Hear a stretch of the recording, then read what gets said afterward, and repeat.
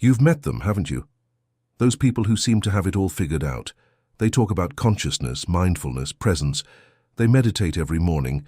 They read spiritual books. They use all the right words about awakening and transformation.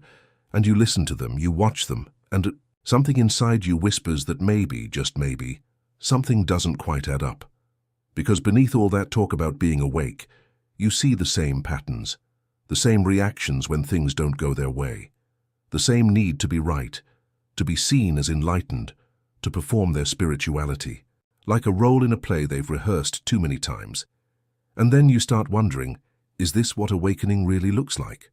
Or is it just another costume we wear, another identity we construct, another way to feel special while staying exactly the same? You've probably felt this confusion before, this inability to tell who is genuinely transformed and who is just playing a very convincing part. You want to know the difference because maybe you're terrified that you might be one of those people too, performing awakening instead of living it. What I'm going to show you today will give you a lens so clear, so penetrating, that you'll never confuse performance with transformation again. There's something profoundly unsettling about spiritual spaces today. We live in an era where awakening has become a commodity, a brand, an identity you can adopt like a new wardrobe. People collect spiritual experiences like trophies. They've done ayahuasca in Peru, silent retreats in India, breathwork in Bali. They can quote Rumi and Eckhart Tolle and Thich Nhat Hanh. They know the terminology, the concepts, the frameworks. They can talk for hours about ego death and non-duality and the present moment. And yet, if you watch them closely, if you observe how they move through the world when nobody's watching, when their spiritual identity isn't on display, you see something else entirely. You see someone still desperately trying to control everything around them. Someone who becomes defensive the moment their worldview is challenged. Someone who needs constant validation that they're on the right path, that they're more evolved than others, that their awakening is real.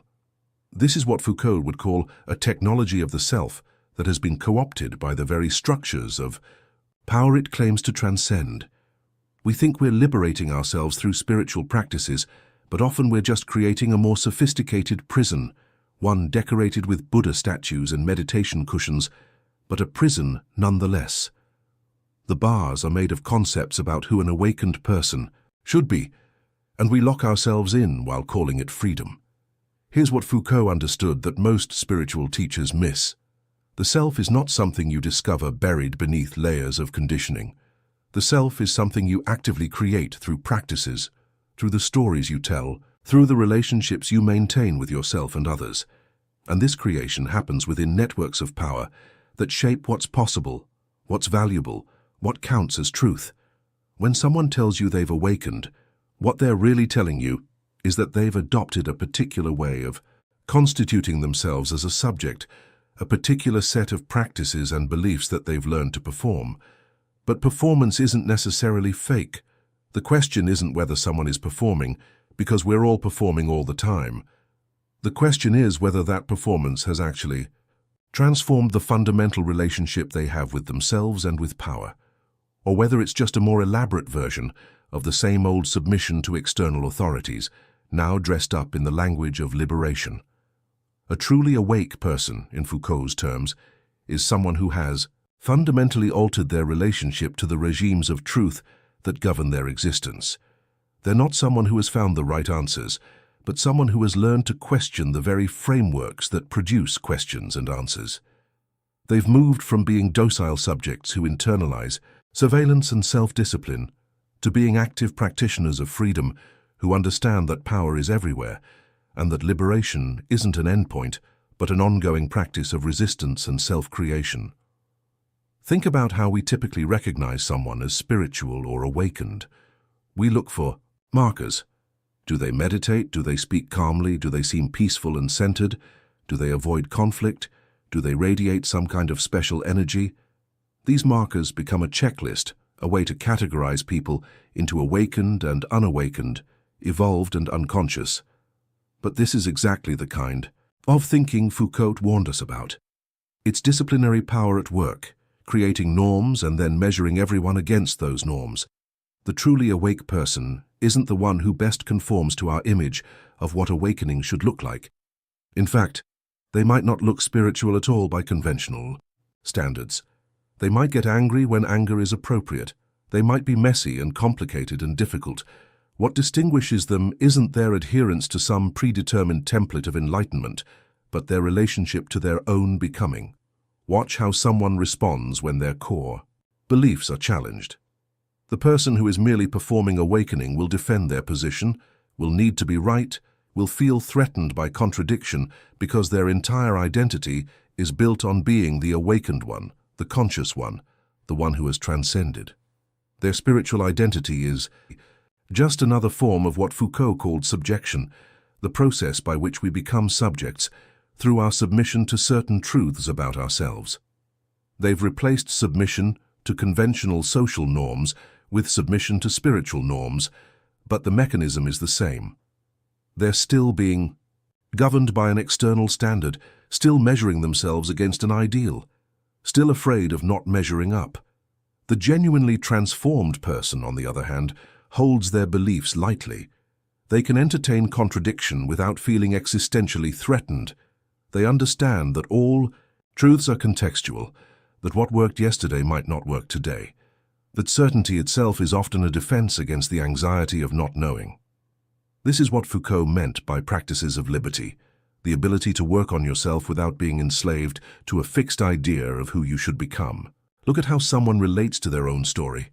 We all have narratives about who we are, how we got here, what we've overcome, what we've learned. These narratives aren't neutral descriptions, they're techniques of self-production.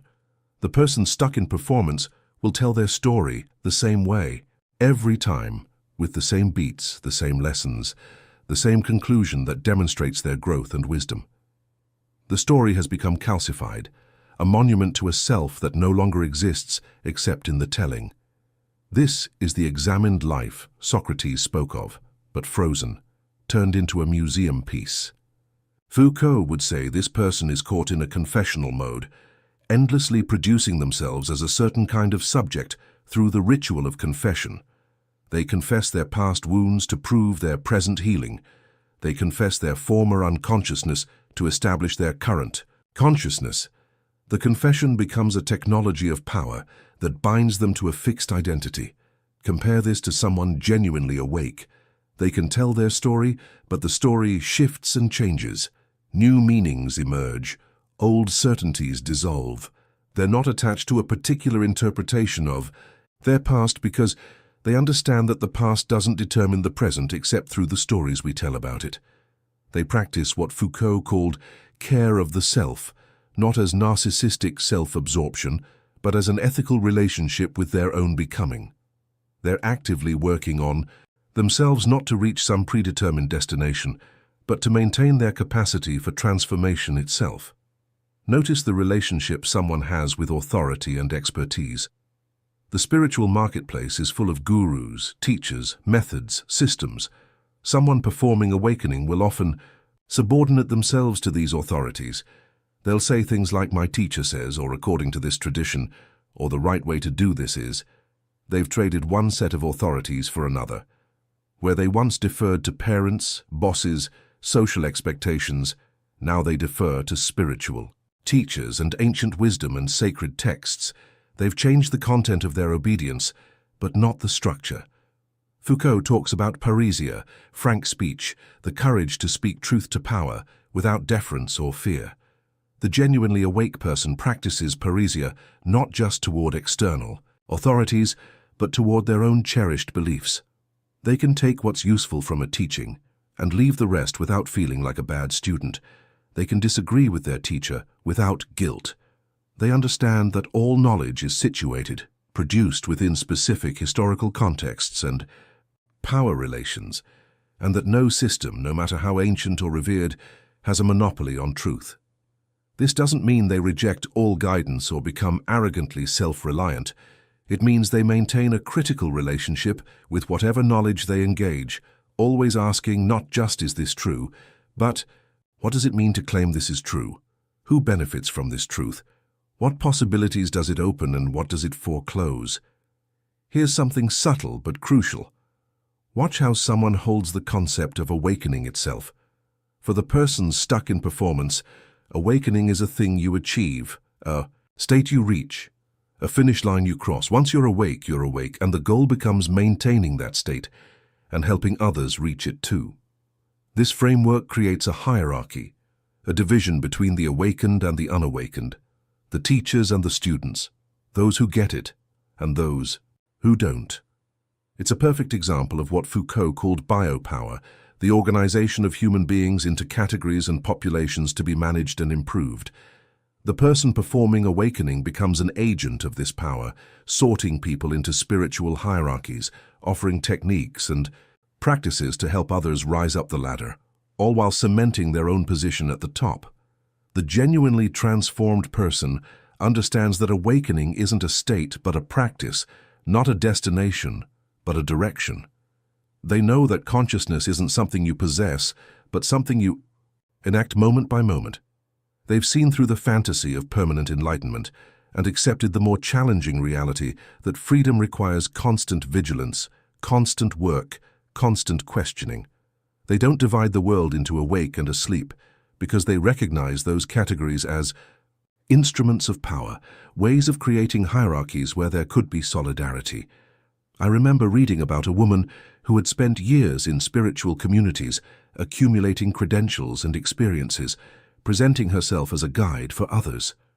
She could meditate for hours without moving. She knew the texts inside and out. People sought her advice, considered her wise, and then one day her partner left her, and the whole edifice collapsed. She raged, she manipulated, she became vindictive and cruel. Everything she'd built, all that spiritual identity, revealed itself as a construction that had never touched the core mechanisms of her attachment and fear. The crisis broke her, but it also freed her.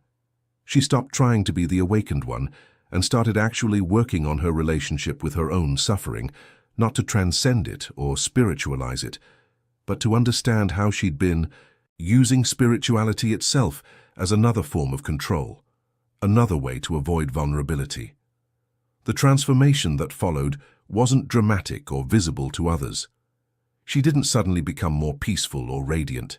She became more real, more human, more willing to admit uncertainty and mess and failure. She stopped performing awakening and started living inquiry.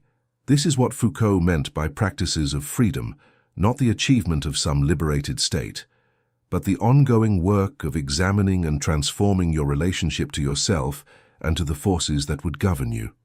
This woman had moved from what Foucault called techniques of domination, where power operates on you from outside through techniques of the self that you internalize and perform, to finally arrive at practices of liberty, where you actively work on your own subjection not to perfect yourself, but to maintain the possibility of becoming otherwise. So how do you actually recognize someone who is genuinely awake? Start by abandoning the checklist. They won't necessarily look how you expect. They might be quiet or loud, orderly or chaotic, gentle or fierce. What you're looking for isn't a set of behaviors, but a quality of relationship, a way of being with what is. Watch for curiosity over certainty. The person stuck in performance needs to know, needs to have answers, needs to resolve ambiguity into clear categories. The awakened person can sit with not knowing. They ask questions without needing immediate answers. They can hold contradiction without rushing to resolve it. They understand that reality is far stranger and more complex than any framework can capture. Look for flexibility in identity. The performer is attached to being a certain kind of person, the spiritual one, the conscious one, the evolved one. The awakened person can be many things depending on context. They don't cling to any single story about who they are. They practice what Foucault called aesthetics of existence, treating their own life as a work of art that's never finished, always open to revision and reinterpretation. Notice how someone handles power. The performer tends to either submit to power or wield it over others, often both at different times. The awakened person has a more nuanced relationship. They recognize power as relational and pervasive. They resist domination without pretending to be free of all power dynamics. They use whatever influence they have not to create dependencies, but to empower others to question and create for themselves. Pay attention to how someone relates to discomfort. The performer often uses spiritual practices to avoid difficult emotions, to create a bubble of peace that keeps the messy reality of being human at bay. The awakened person moves toward discomfort, not because they're masochistic, but because they understand that transformation happens at the edges of what we can tolerate. They've made friends with uncertainty and imperfection.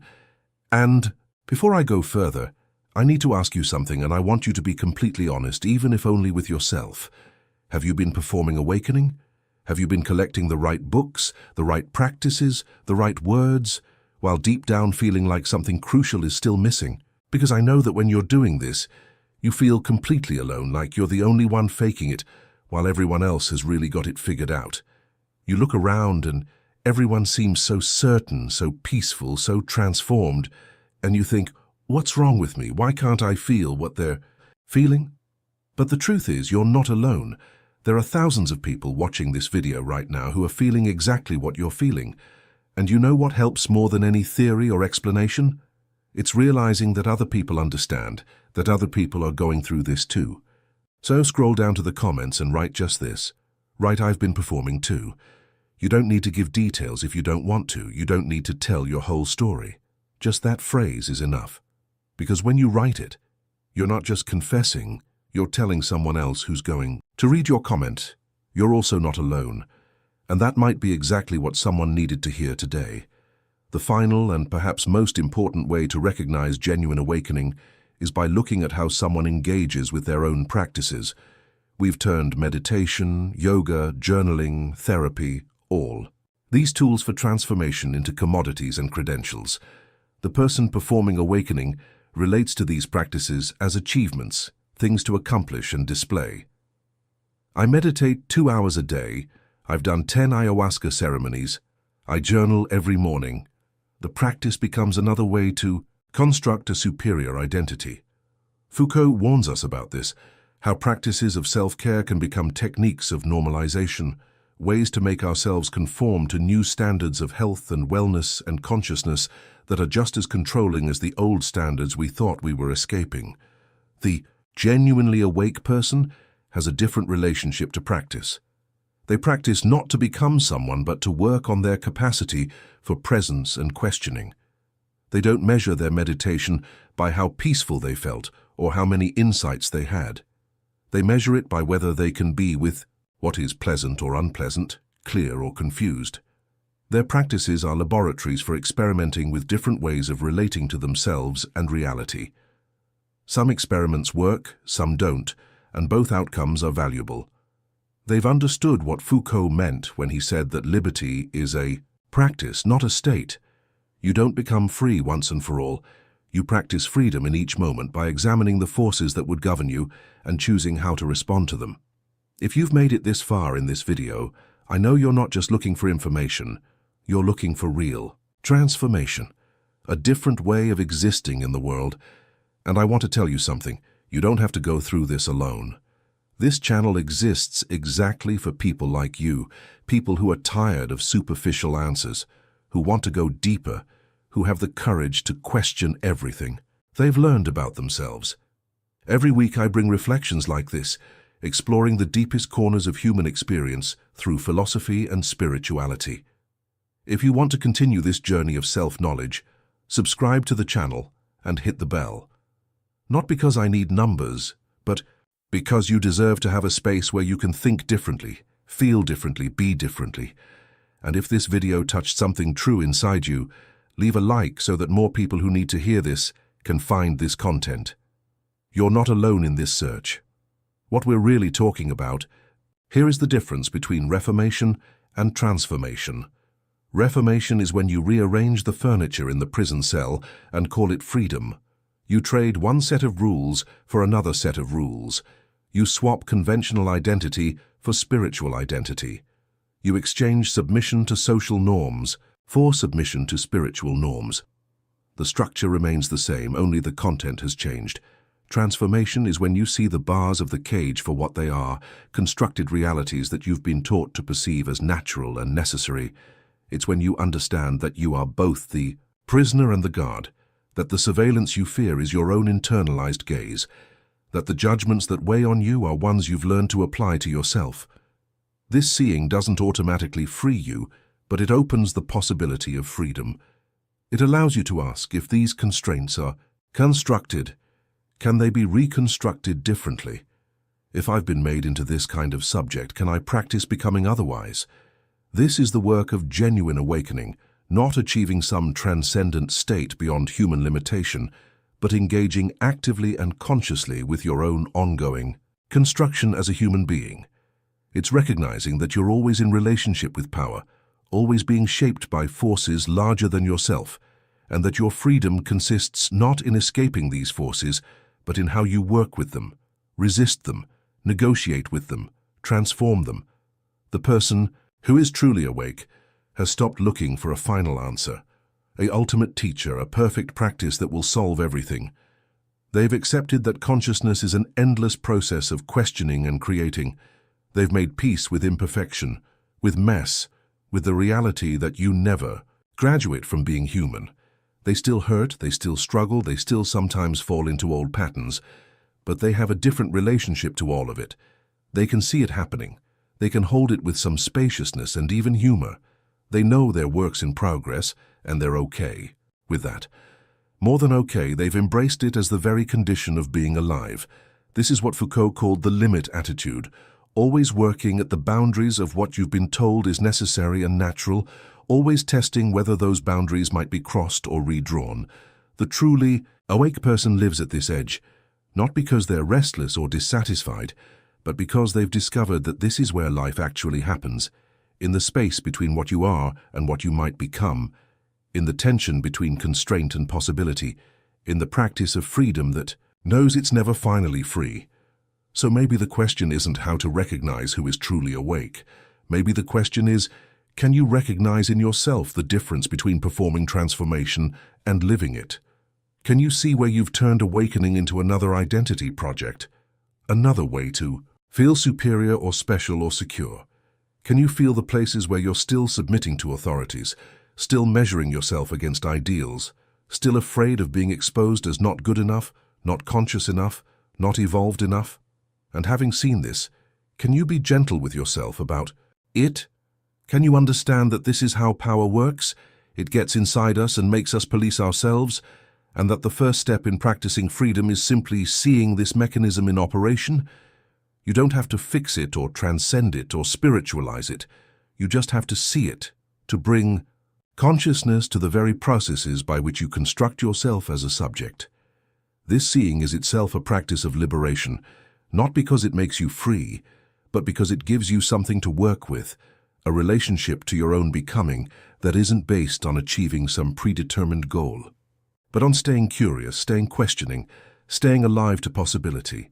This is what it means to be awake, not to have arrived somewhere, but to be engaged actively in the ongoing work of creating yourself as a free human being in a world that constantly tries to determine who you should be.